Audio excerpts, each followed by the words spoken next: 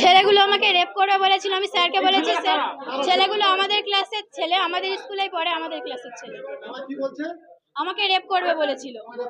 হ্যাঁ, কারণ ওরা ফোন নিয়ে এসেছিল, স্যার বলেছিল যে ফোন নিয়ে আসলে নাম লিখে আমার কাছে দেবে, এবং আমি নাম লিখে স্যারকে দিয়েছি, স্যার ওদেরকে মেরেছিল। তাই আমি বাড়ি যাওয়ার সময় আমার রাস্তা ব্যাট দিয়েছে, দিয়ে আমাকে মেরেছে এবং মেরে আমার রাস্তা ছেড়ে দিয়েছে। হ্যাঁ, আমাদের ক্লাসের ছেলে। আমি এর বিচার চাই।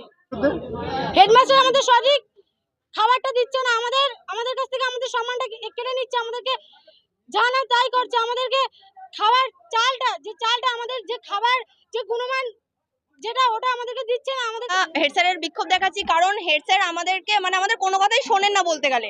আমরা স্যারকে যদি বলি যে স্যার আমাদের এরকম বাচ্চাদের তো প্রচুর সমস্যা হচ্ছে বাথরুমে যেতে, বর্ষাকালে বাথরুমে জল জমে আছে, মানুষ ইটের ওপরে ইট দিয়ে বাথরুম করতে যাচ্ছে আর কল খুললে পোকা পড়ছে, আমরা স্যারকে সেগুলো বলেছি। তারপরে স্যার আমরা বলার পরেও স্যার বলছে যে আমি দেখছি বিষয়টা, বলেও স্যার দেখেনি। তারপরে ম্যামদেরও বাথরুমে সেই একই সমস্যা, আর এমনিতেও ম্যামরাও সেটা ভালোভাবে বলতে পারবেন।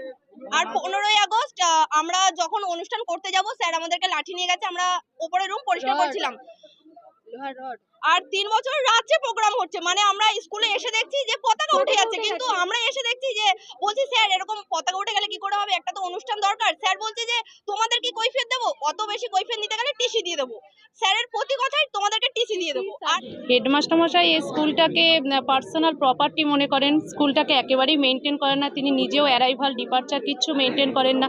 যখন খুশি স্কুলে আসছেন, 12টা 1টার সময় আসছেন, আবার 1 ঘন্টা পরে বেরিয়ে যাচ্ছেন, স্কুলে না এসেও স্কুলে সই করছেন। স্কুলের পরিবেশটাকে তো একেবারে পুরো যাচ্ছেতাই করে রেখেছে।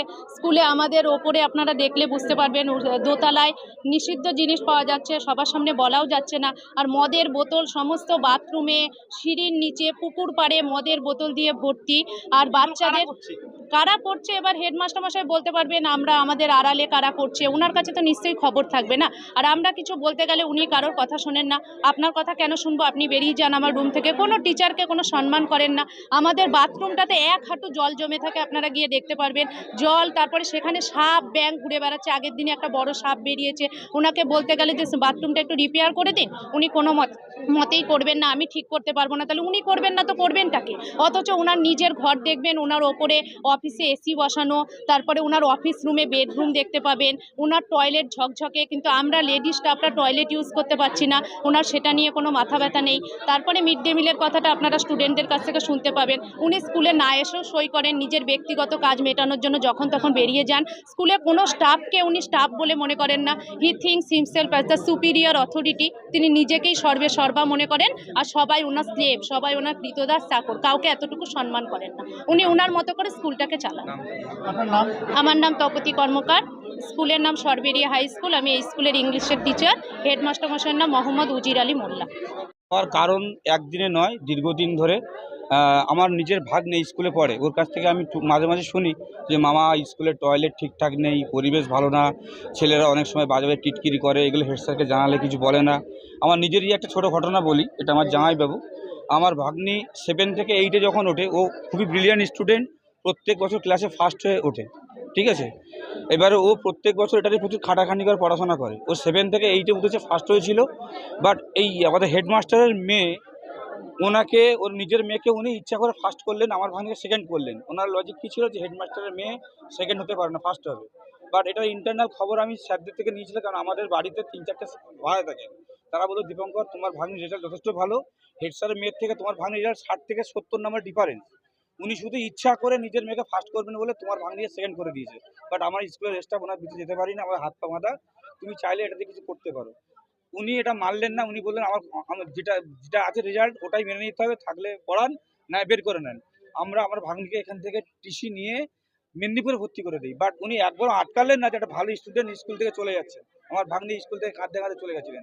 প্রত্যেকটা স্যার বলেছিল যে আপনার ভাগ্নিকে নিয়ে যাবেন না, রাখুন, পরের বছর আমরা চেষ্টা করবো যেন প্রবলেমটা না হয়। কিন্তু আমরা সেই বিচার কোনো কিছু পাইনি। তৎকালীন যারা পলিটিক্যাল লিডার ছিল তাদের কিছু ইন্ধন ছিল, আর উনি তাদের এই ইন্ধনে এই জিনিসটা করেছিলেন, নিজের মেয়েকে ফার্স্ট করেছিলেন সেকেন্ড হওয়ার পরে, আমার ভাগ্নিকে সেকেন্ড করে দিয়েছিলেন। দেখুন এই ব্যাপারটা সব থেকে স্কুল তিনি হেড, যার দায়িত্বে স্কুল থাকে, হেডমাস্টার মশাই, তিনি বলতে পারবেন যে এটা কেন হয়েছে, কারণ ওনার পরিদর্শন থাকা উচিত। আমি দেখেছি ওই উপরের ওই সেকেন্ড ফ্লোরে আছে, ওই উত্তর প্রান্তে মদের বোতল আছে, সিগারেটের প্যাকেট আছে, আরও গর্ভনিরোধক আরও যেসব প্রোটেকশনগুলো সেগুলো আমি মুখে বলতে পারছি না, এগুলো আপনারা গেলে ওখানে দেখতে পাবেন। খতিয়ে দেখা হোক কোনটা ন্যায় কোনটা অন্যায়, কোনটা ন্যায় কোনটা অন্যায় খতিয়ে দেখা হোক। আমি দোষী হলে আমি দোষী, কিন্তু আমি যে দোষী নয় সেটা তো আমি বলতে পারবো না। সেটা বিচারের পর্যায়ে হলে, বিচার হলে বোঝা যাবে। এটাই সব। যা একটা মেয়ে আজকে ফোন নিয়ে আসার কারণে তাকে বলা হচ্ছে রেপ করবে ছেলে, একটা ছেলে বলে এই ব্যাপারটা আমি জানি না, এই ব্যাপারটা আমি জানতে পারিনি, আমি জানি না। মেয়ে বলছে তো আপনাকে বলেছে, আপনি স্টুডেন্ট বলছে আপনাকে বলেছে? না, আমার মনে নেই এই ধরনের না, গার্জেন না, ওটা তার নিজের মা বাবা কেউ নাই, ওর সাজানো গার্জেন ওটা। আচ্ছা আচ্ছা আচ্ছা, আরো একটা বিষয় যে আপনার স্কুল চত্বরে কন্ডম, মদের বোতল, বিড়ি সিগারেট না, নেই, সেটা দেখুন, ক্ষতি নেই। অভিযোগ করছে, অভিযোগ করছে, নেই তো। গার্জেন অভিযোগ করছে বা পাবলিক অভিযোগ করছে আপনার স্কুলে পাওয়া যাচ্ছে মদের বোতল, বিড়ি সিগারেট, সেগুলো আপনার বিচার দেখুন, জিনিসপত্র পাওয়া যাচ্ছে। না, তদন্ত করে দেখুন, আমি তো বললে হবে না, আপনার প্র্যাকটিক্যাল দেখুন। আপনার নাম? আমার নাম উজির আলী মোল্লা, এই